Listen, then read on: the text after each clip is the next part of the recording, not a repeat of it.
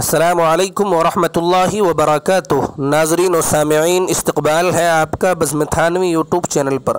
ناظرین، ایشیا کے عظیم دینی درسگاہ مادر علمی دارالعلوم دیوبند کے سابق موقر استاذ گرامی حضرت مولانا نور عالم خلیل امینی صاحب،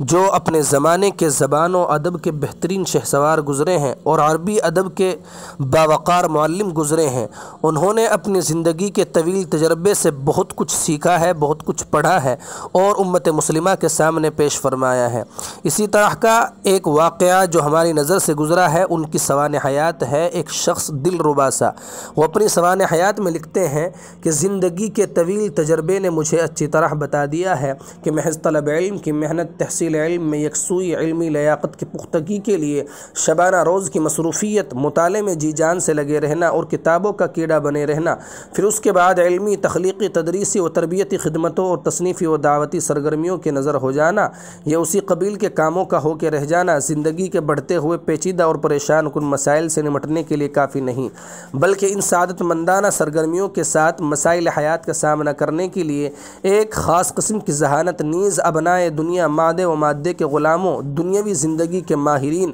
مسائل حیات سے نمٹنے کا خصوصی تجربہ رکھنے والوں اور متاع حیات کے لیے سرگرداں رہنے والوں سے ضروری حد تک تعلقات بنائے رہنا بھی ضروری ہے۔ جو انسان علمی، دعوتی و تالیفی کاموں کے ساتھ ساتھ ثانی الذکر معاملے میں جس درجہ کامیاب ہوگا، اسی درجہ وہ سکون خاطر کے ساتھ زندگی جینے میں کامیاب ہوگا، اور جو آدمی اپنے اختصاص کے کاموں میں جتنا منہمک ہوگا اور اپنے علمی غموں سے فرصت نہیں پائے گا اور ہماتن مصروف رہنے کی وجہ سے اپنی ذات اور مسائل سے بھی غافل رہے گا، وہ اسی قدر زندگی کو برتنے اور سمجھنے سے ناواقف ہوگا۔